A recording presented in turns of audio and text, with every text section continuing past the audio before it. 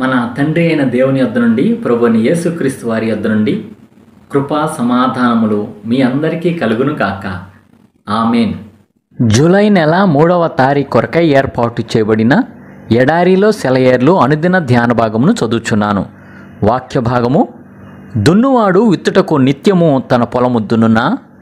యెషయా గ్రంథము 28వ అధ్యాయము 24వ వచనము ధ్యాన భాగమును చదువుచున్నాను. వసంతకాలం అప్పుడే వచ్చింది. ఒకరోజు నేను ఒక పచ్చిక మైదానం మీదుగా వెళ్తున్నాను. గడ్డి మెత్తగా పట్టుకుచ్చులాగా ఉంది. మైదానంలో ఓ చివరగా ఒక పెద్ద చెట్టు. అది ఎన్నెన్నో పక్షులకి నివాస స్థానం. ఆ మైదానంలో వీచే చల్లని గాలి అంతా ఆ పక్షుల కిలకిల రావాలతో నిండిపోయి ఉంది. ఆ చెట్టు క్రింద ఒక ఆవు పడుకొని నెమరు వేస్తుంది.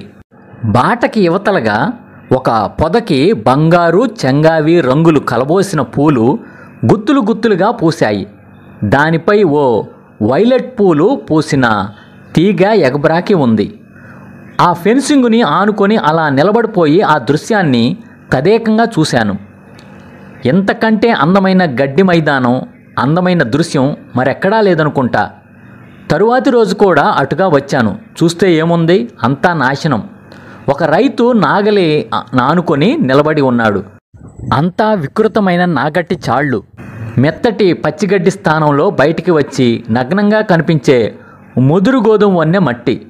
పక్షుల పాటలకి బదులు అక్కడక్కడ కొన్ని కోళ్ళు పురుగుల కోసం నేలని మట్టగిస్తున్నాయి. ఆ పూల పొద వైలెట్ పూలు పూసిన లతలో ఏమైపోయాయో చాలా బాధపడ్డాను. ఇంత అందమైన దృశ్యాన్ని పాడు చేయడానికి ఈ రైతుకి మనసెలా ఒప్పింది? అంతలోనే ఒక అదృశ్య హస్తం నా కళ్ళు తెరిపించింది. నా మనోనేత్రాల ముందు ఓ రూపం కదలాడింది. పంట పండి కోతకు సిద్ధంగా ఉన్న గోధుమ పొలాలు, సూర్యుని బంగారు కిరణాల్లో మెరిసిపోతూ భారంగా ఊగుతున్న గోధుమ కంకులు, ఆ బంగారు కంకుల మధ్య నేల నిన్నటి కంటే వింత అందాలను సంతరించుకుంది. మన పరమ సేద్యగాడు వచ్చి మన హృదయాలను నాగలితో లోతుగా దున్నేటప్పుడు మనకి ఎంతో అందంగా కనిపించిన వాటిని త్రవ్వి వేళ్లతో సహా పెకిలించినప్పుడు, బాధగా చూస్తున్న మన కంటికి ఆ ఎర్రని నేల మాత్రమే కనిపించినప్పుడు మనకి ఈ దర్శనం కలగాలి. పుష్కలంగా పండి కోతకు సిద్ధంగా ఉన్న పొలాన్ని మన ఆత్మనేత్రాలతో చూడాలి.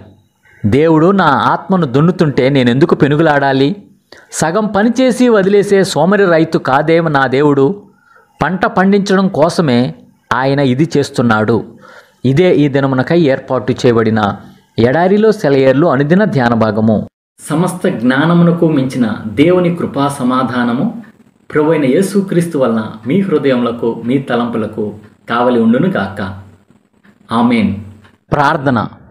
పరిశుద్ధుడా, ప్రేమ కలిగిన తండ్రి యేసుక్రీస్తు ప్రభువా, మరొక సాదృశ్య రూపమైన వర్తమానం బట్టి వందనములు స్తోత్రం చెల్లించుకుంటున్నాం ప్రభువా. మమ్మల్ని ఆత్మీయ స్థితిలో అంతకంతగా ఎదిగింప చేయడానికి ప్రభువా, మా ఆత్మని దున్నుతూ ఉన్న విధానం బట్టి వందనములు స్తోత్రములయ్యా.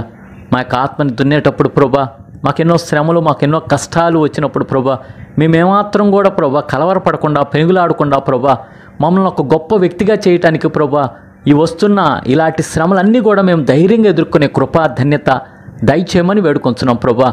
అయా, నువ్వు పరలోకపు వ్యవసాయదారుడు ప్రభా, మా పరలోకపు తండ్రి, నువ్వు మమ్మల్ని ఆశీర్వదించడానికే పిలిచి ఉన్నావు ప్రభా. మమ్మల్ని ఆశీర్వదించడానికే మమ్మల్ని ఏర్పాటు చేసుకున్నావు ప్రభా. మమ్మల్ని ఆశీర్వదించడానికే నువ్వు పుట్టించి ఉన్న విధానాన్ని బట్టి నిన్ను స్తుతిస్తూ ప్రభా, ఎడారిలో సెలవులు వించిన నీ బిడ్డలు ఎవరెవరైతే ప్రభా వారి యొక్క ఆత్మ దున్నబడుతూ ఉందో, శ్రమల్లో, శోధనలో, ఇరుకుల్లో, ఇబ్బందుల్లో ఉన్నారో ప్రభా, వాళ్ళందరి ద్వారా నువ్వు గొప్ప పంట కొయ్యబోతున్నావని వారు గ్రహించుకోవడానికి సహాయం చేయండి అయ్యా. వారందరినీ గొప్ప వ్యక్తులుగా చేయబోతున్నావనే గ్రహింపు వారందరికీ దయచేయమని వేడుకొంచు. ఈ దిన దీవెనలతో, ఆశీర్వాదాలతో ప్రతి ఒక్కరిని నింపమని వేడుకొంచున్నాం ప్రభా. దీర్ఘకాలిక, అల్పకాలిక వ్యాధులతో బాధపడే వాళ్ళని బట్టి ప్రార్థన చేస్తున్నాం ప్రభా. కనికరం చూపించండి అయ్యా. వారికి ఉన్న ఆ యొక్క రుగ్మత నుంచి విడుదల, విమోచన దయచేయండి అయ్యా. మరి ముఖ్యంగా క్యాన్సర్ రోగులను బట్టి ప్రార్థన చేస్తున్నాం ప్రభా. అలాగున్న తండ్రి, కిడ్నీ వ్యాధులతో బాధపడే వాళ్ళని బట్టి ప్రార్థన చేస్తున్నాం ప్రభా. గుండె సంబంధిత వ్యాధులతో బాధపడే వాళ్ళ గురించి ప్రార్థన చేస్తున్నాం ప్రభా. మోకాళ్ళ నొప్పులతో, తలనొప్పుతో, అలాగున ప్రభా శరీరంలో అనేక విధాలైన రుగ్మతులతో బాధపడే వారి గురించి ప్రార్థన చేస్తున్నాం ప్రభా. ఎయిడ్స్తో బాధపడే వాళ్ళ గురించి గురించి ప్రార్థన చేస్తున్నాం ప్రభా. అయా ఊపిరితిత్తుల వ్యాధులతో బాధపడే వాళ్ళ గురించి ప్రార్థన చేస్తున్నాం అయ్యా. కనికరం చూపించండి, కావలసిన స్వస్థత విడుదల యేసు క్రీస్తు నామములో కలుగును గాక అని ప్రార్థన చేస్తుండగా ప్రభా, నీవే ఈ సమయంలో ప్రభా వారి గొప్ప స్వస్థత విడుదల చేస్తున్నందుకు నీకు స్తోత్రములు చెల్లించుకుంటూ మా కొరకు తిరిగి త్వరలో రానయ్యున్న యేసుక్రీస్తు వారి ఘనమైన నామంలో ప్రార్థించి వినయంగా వేడుకొంచున్నాము తండ్రి. ఆమేన్.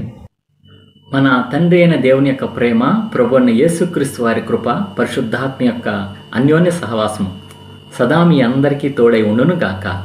ఆమేన్. Praise the Lord. షాలోమ్.